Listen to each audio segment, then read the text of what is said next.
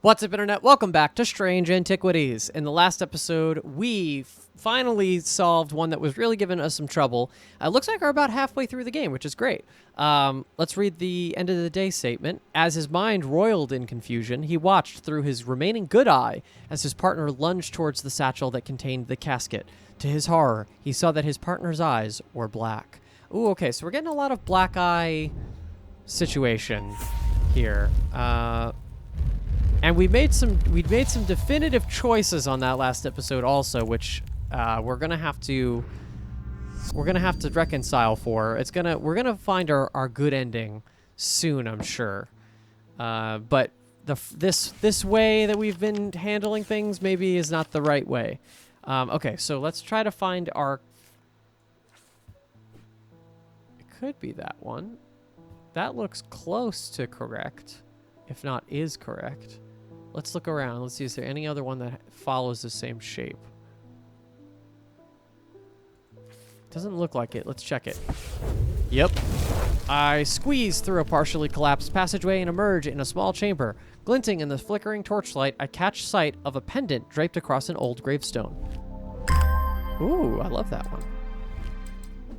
Okay, let's hang it up. And first customer, Constance Bader. You got the snake symbol that I have on my fingers. My awakening ceremony takes place at the convent tomorrow. I will need a talon. Amphibian talon. The League of the Amphibian Heart uses these items as part of its grim initiation rite. They guard their secrets closely, but it is said that they worship the ancient nameless gods, communing with them via the broken path. Acolytes must press the tip of a talon hard against their cheekbone to the point of drawing blood. They perform this act nightly for 49 days, 7 sevens, after which the scar will forever mark them. An initiate of the League of Amphibian Heart. Oh, okay, so I see. So the incision that it's making is kind of a curve shape. Anything else about the broken path? Anything else about nameless gods? No. Anything else about the Amphibian Heart? No. Okay, so all this is bullshit. So it's probably this. I don't like it. Hard and worryingly sharp, leathery. Yeah, it makes me think that, especially because it shares the mark, that this should be it, right? I don't see anything. What else could be sharp enough to do that? Maybe this? Leathery and bony, though.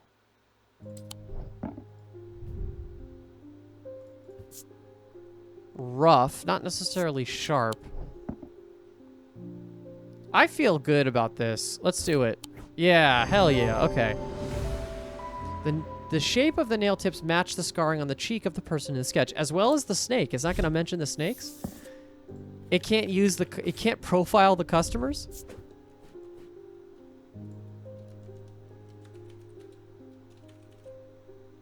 Did I spell that right? Amphibian. Yes, okay. On to the next one. Simone Green. Oh, where's Jupiter today? You know, good question. I didn't even think about that. Where is the cat? Uh-oh. I always look forward to coming in to say hello to him. I've been working my way through the journal, but it's heavy going. I keep coming back to this series of sketches. Does this mean anything to you? Could it relate to the plinths? Alright, step into my office. Okay, so this is our thaumic fields. All thaumic objects produce a field of some sort. Though invisible to the naked eye, they can be observed by placing an object over a thaumic lens.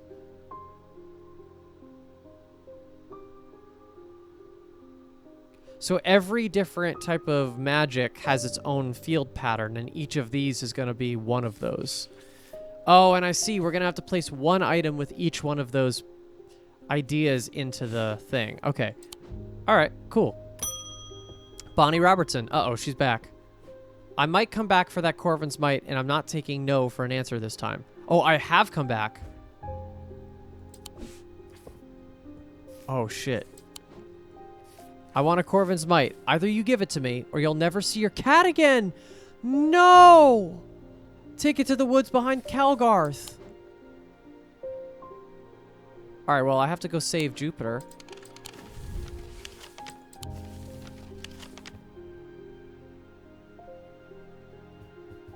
Where is Calgarth?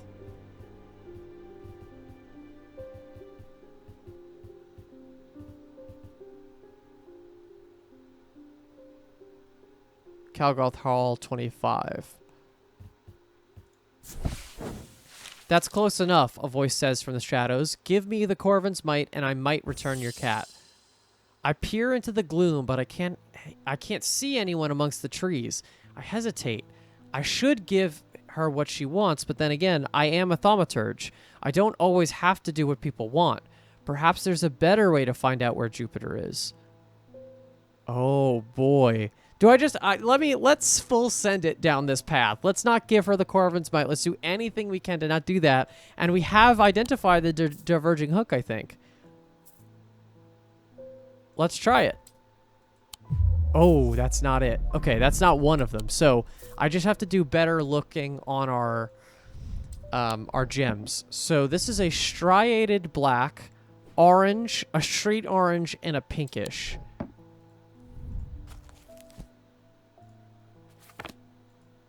So this could be diurnic.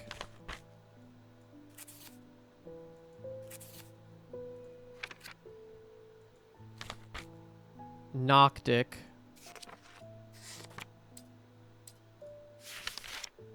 And selenic?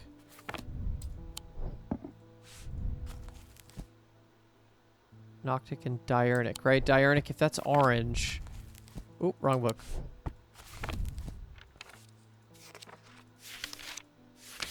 Yeah, that's not it, because there's different things. And then this one is orange, turquoise, and pale yellowy orange. So diurnic. Okay. Dradic.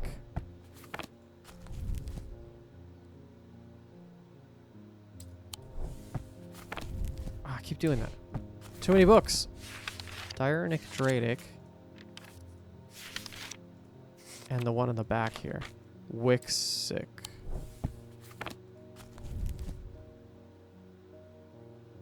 Oh, that's it. That's one of them. Let's try it. That's the diverging hook. The item has a gemstone from each of the thaumic branches. Amber from the diurnal, aquamarine from the celestial, and topaz from the individual. Okay. So first of all, let's remove all this.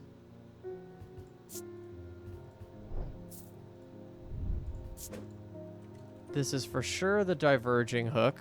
And hopefully I know how to operate this because it said I have to be skilled. Okay, so I focus my attention on the diverging hook, searching the woman's mind hurriedly for any thought relating to Jupiter. It doesn't take long for her to realize that something is wrong. She steps out from the shadows with an enraged look on her face and lunges at me, causing me to slice wildly with the diverging hook. Her feelings of anger flow through the hook into me and scatter. She stumbles forward, confused now, and I try again, this time latching onto a swirling image of Jupiter's face, and I cut once more. I learn instantly that Jupiter is safely stowed aboard the Marybelle, and I back away uncertainly, feeling a complex mixture of anger and pity at the now placid woman in front of me. Oh, man. All right, let me go find her. So the Marybelle is 23.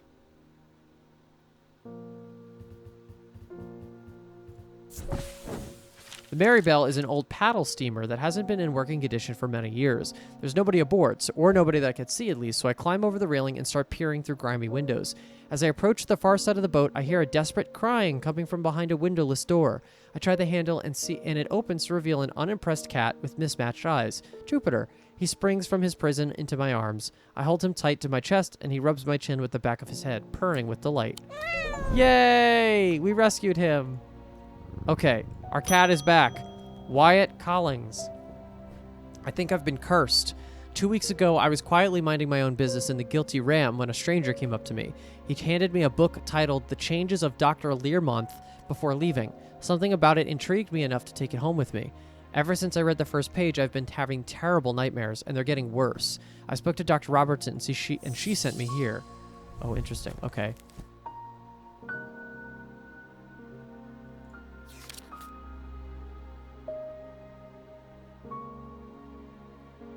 Noctic sight. Those suffering from this curse speak of increasingly vivid nightmares. Okay, so we're looking for something that has... cures Noctic sight. For the banishment of Hobbs fear and Noctic sight. These tend to take the form of a comforting guardian. Okay, well now... especially after that one, I still do think that this is the Moonstone Guardian. Yes! Okay, we're doing really well. This item features a moonstone. A cat can be considered a comforting guardian. Okay. Lift a curse. Moonstone. Guardian. Okay. Next. Alright, Verona Green. There's not much that can unsettle me these days, but I found something at Calgarth Hall that I'd rather I hadn't. In the cellar where they found those two poor girls, I came across a bubbling black mess that was oozing from the rock itself. It seems there's a sickness in Undermere. It's in the earth and the water, and it's spreading. I suppose it falls to me to find out where it's coming from. If it's underground, then underground's where I'll start. See if I can find anything in the catacombs. I realize now that I've been a little careless. I've been getting headaches. I won't go into the catacombs without a sextrum. Okay.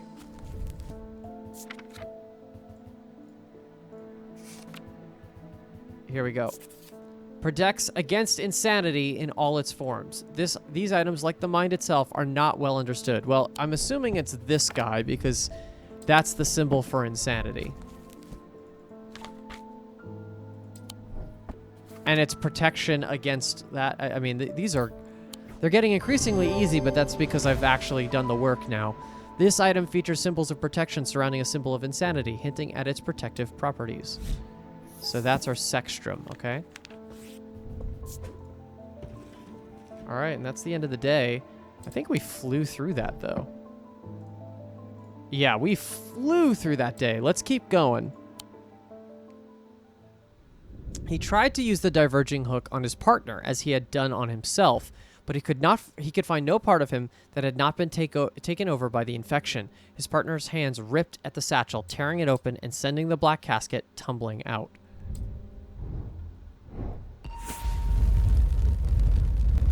Okay, we got the cross. Alright, what do we got on day 9? Below a moon that does not shine, there is no mark upon my shrine. In the dark, but not alone, my neighbor bears a cross of stone. Okay, so it's another catacombs puzzle. Let's try. So, below a moon that does not shine...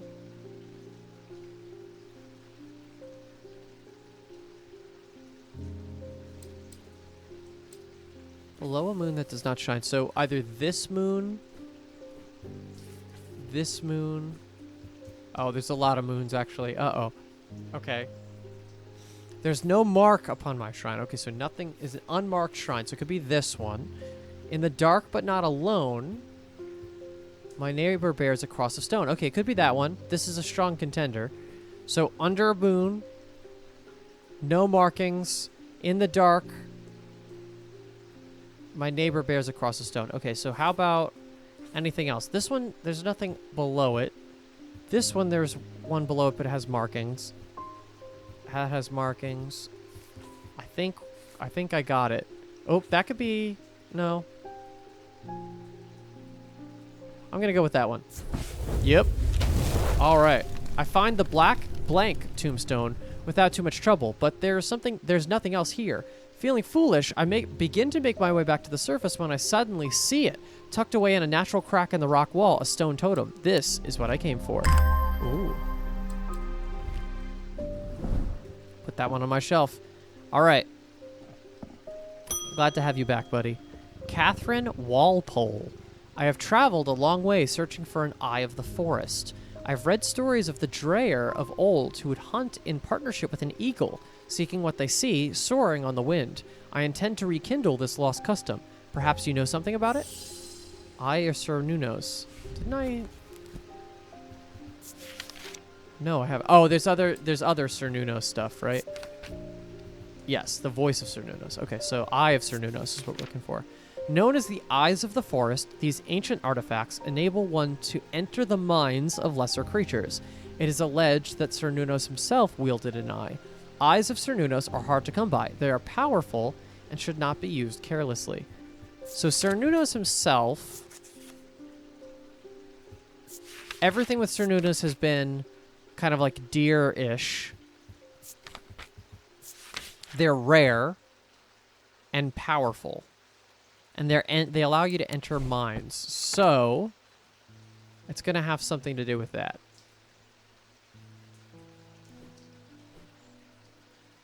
That's weather related.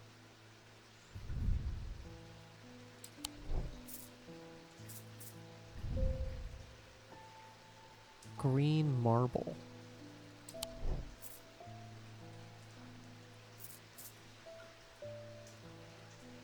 Eye of Sir Nunos.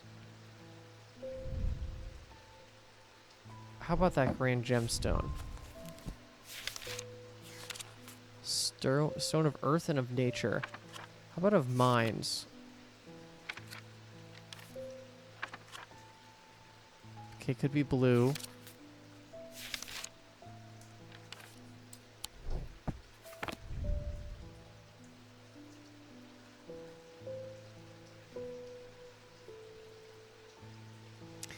It's possible it could be that.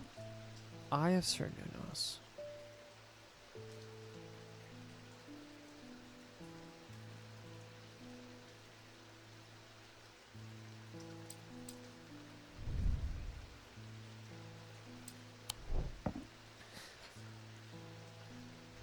They're rare. What else do we get from this? Ancient artifacts enable one to enter the minds of lesser creatures. It's alleged that Sir Nunos himself wielded an eye. Maybe he's got a snake. Oh, look. He's got a staff with a thing in it. And then this on his belt. So it's going to be one of these two things. It's going to be this little, the crescent-shaped thing, or it's going to be the staff.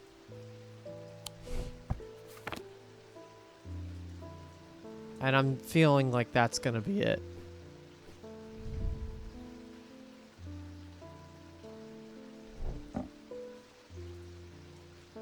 How confident am I feeling about that? I mean, I feel like that's pretty good, right? That it's part of the staff.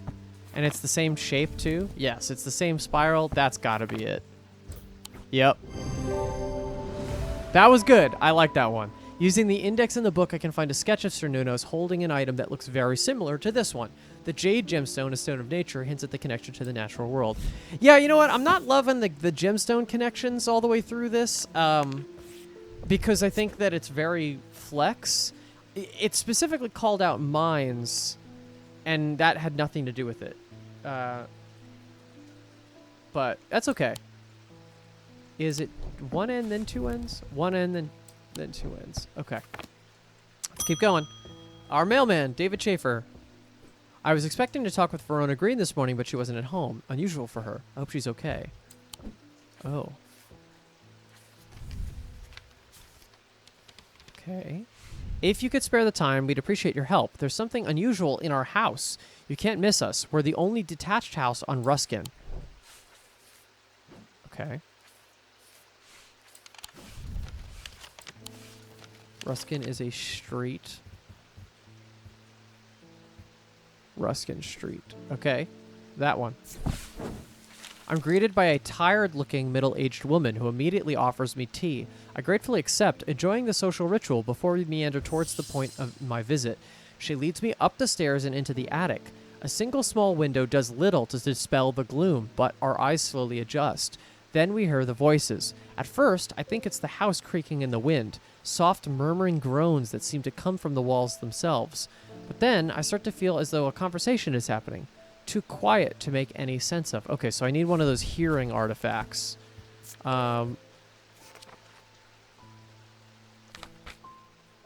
Hearing charm. A simple trinket that amplifies sound. So we're looking for a hearing charm. I forget what they all look like now.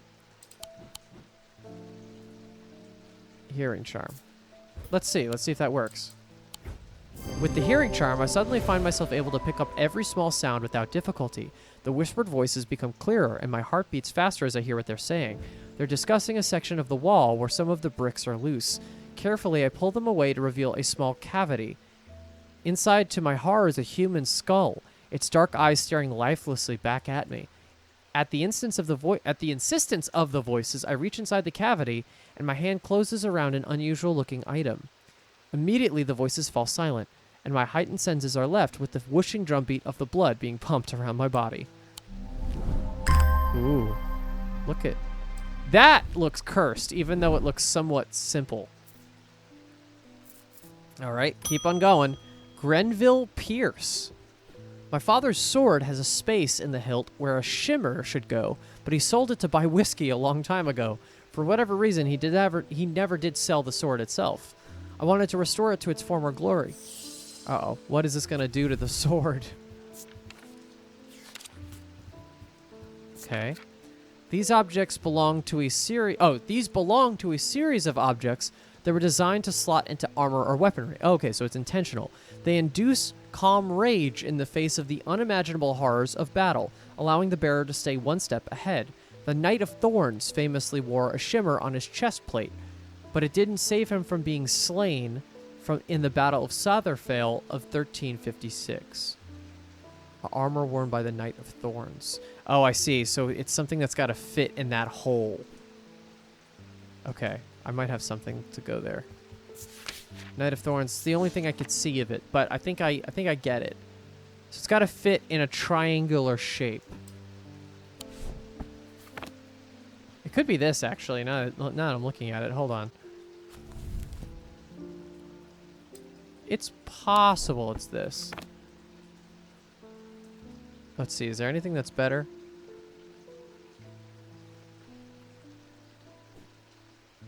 It's probably not the hand.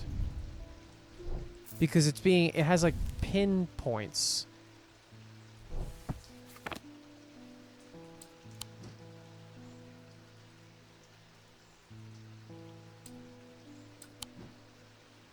Could be... Oh no, that's we know what that is.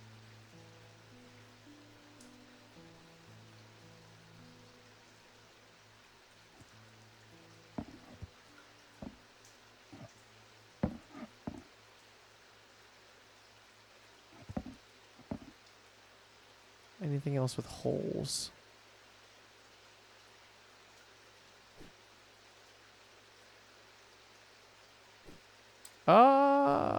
Oh, that's possible. Hold on, look at this guy.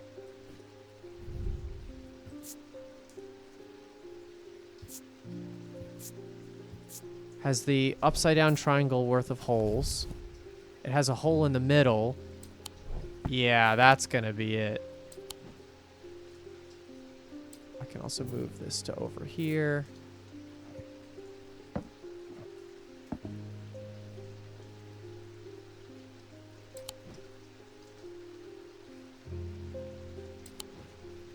Yeah, okay. I'm thinking that's it. The shimmer. Yeah, okay. This pendant would fit into the slots shown on the sketch. The topaz and obsidian gemstones hint at calm rage, whereas the malachite suggests foresight or staying one step ahead. Yeah, that's not worth trying to figure out. There's too many elements of that. Shimmer. Okay. Let's move that to our finished pendant section. I love this section now. It's so nice and filled out. Freddie Lamb. Look at this guy. I work at the steel mill in Keswick, and I don't think there's one of us hasn't suffered a nasty burn. Do you have anything that can protect against that sort of thing? Oh, burning. Okay. I might have identified something already, but let's see. Burning blood? No, wait, hold on. What is burning?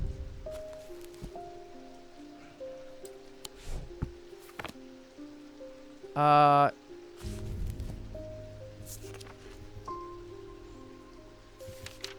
Clay, curvin, coarse danger. No, that's not what we're looking for.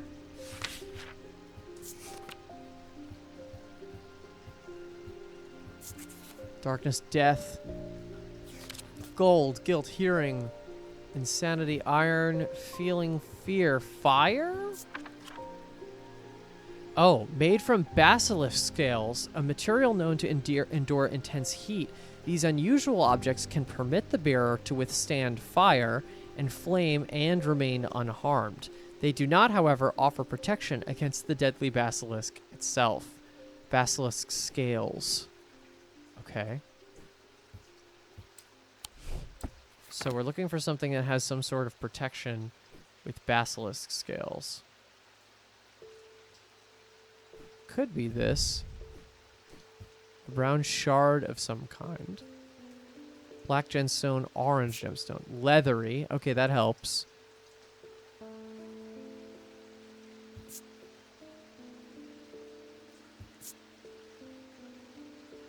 So we got a straight orange gemstone and black gemstones that are not striated. That feels pretty good, so let's start there.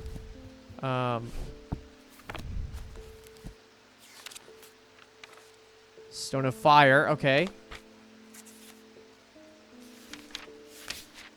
Stone of fire, okay. So yeah, maybe it's this one. Let's try it. Yes. The Serene Ward. This item features a basilisk scale. The amber and obsidian gemstones hint at a connection to fire. Very nice. Oh, I got it. We got another. Thanks. My wife will be relieved. I found this down the side of the counter here just now while I was waiting. What?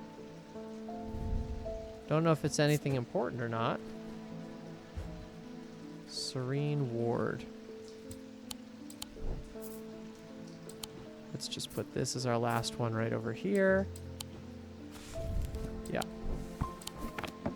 Oh my god, this dude is a legend. Find the Thaumic lens is the achievement I just earned. Oh, interesting. Okay, so I can close it. I can open it. So this closes it just completely, and that adds. Oh, wow.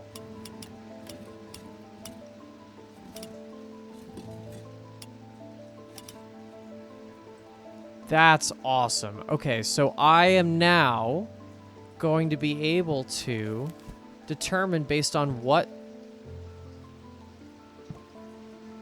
So look, so this is the Selenic discipline, which means that this. Oh, I just moved that by accident. That's Selenic. Okay. So let's keep going with this. So this is Selenic, I know that. And then, so this now becomes, we just flip them.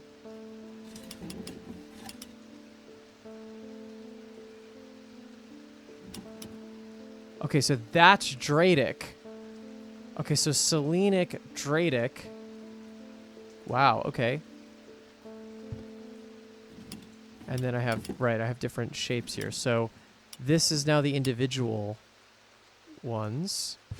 Let's take this to the top, this to the bottom.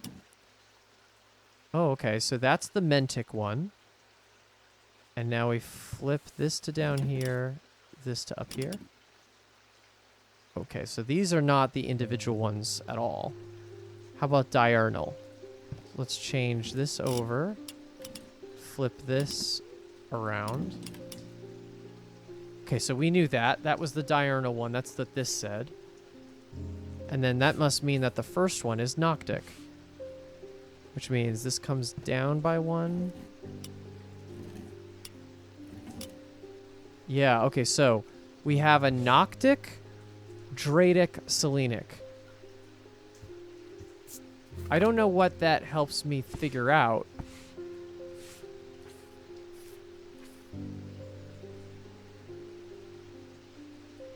Objects made from silver produce a diurnal field. So now here's my other question. Can I start pulling in things that might produce a field? So let me just pull up anything that has one of them specifically, like sleep vessel. Okay. So let's find ourselves a sleep vessel.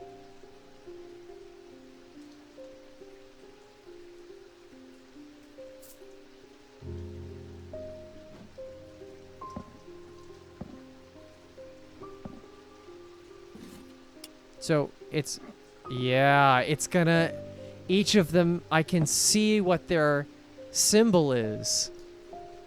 That's cool.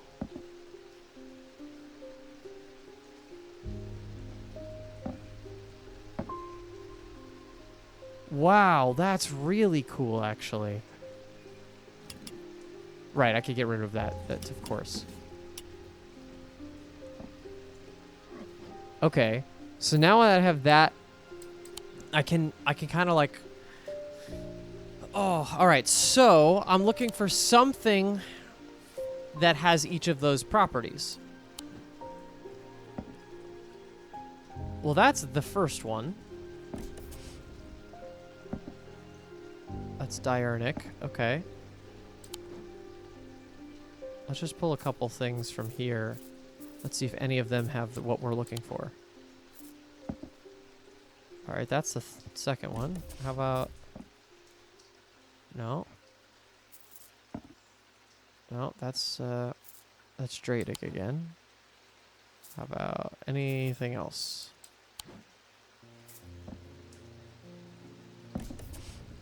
Wow, it did work. Oh, baby. What in God's name is that?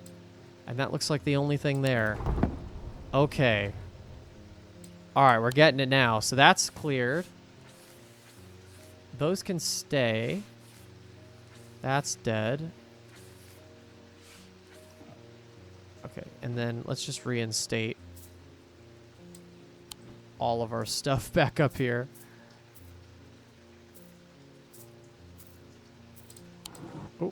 Oh.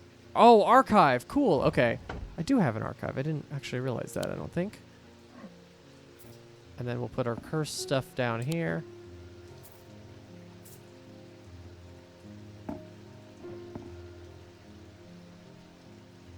And cool. Okay.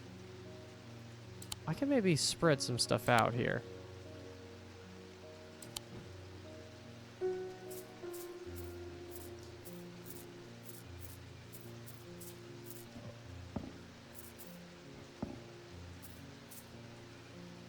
Yeah, that looks good.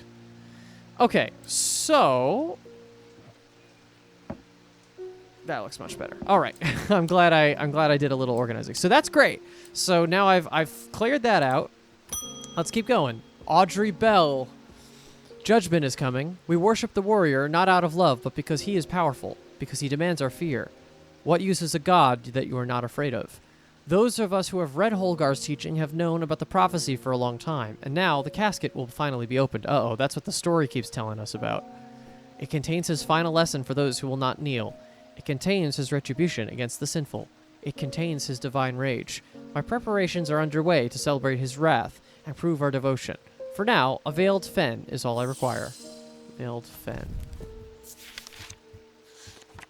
I feel like I shouldn't help you, but you know what? We're going to try. Veiled fen is brightly colored in the light, but clouds are... Oh, we looked at this one. It can be used to command attention from individuals or small groups of people. Public speakers sometimes use them as a substitute for charisma. A veiled fen is brightly colored in the light, but clouds over after a short period in total darkness.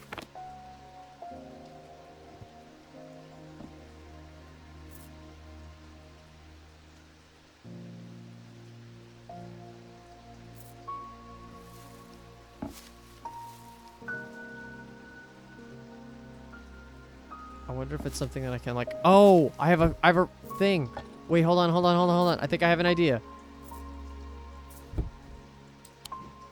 Is this gonna work? If this works, this would be awesome.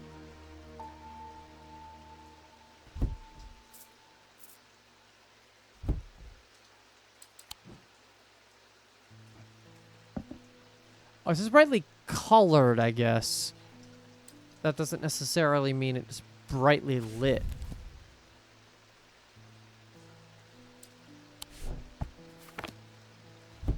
Yeah, that stays. Brightly colored.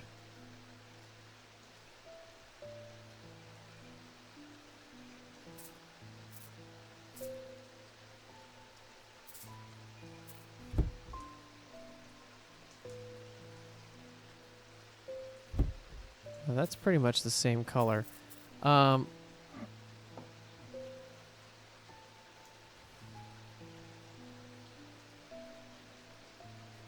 This is interesting. This is an interesting ask. Brightly colored. What about that?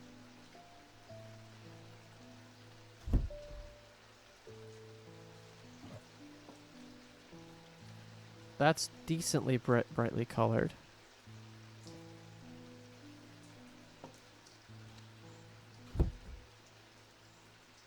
How long do I have to keep it before it changes color? Brightly colored? Is there anything else I can grab? I definitely have almost everything that I can.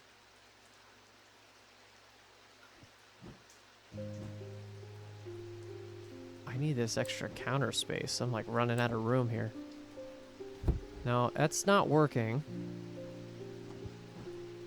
Brightly colored? What does it want to do? Command attention from individuals or small groups of people. Public speakers sometimes use them for a substitute for charisma.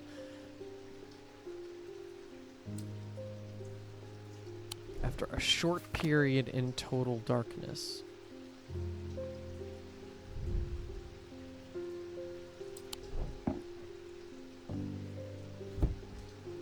Two, 3, 4, 5, 6, 7, 8, 9, 10.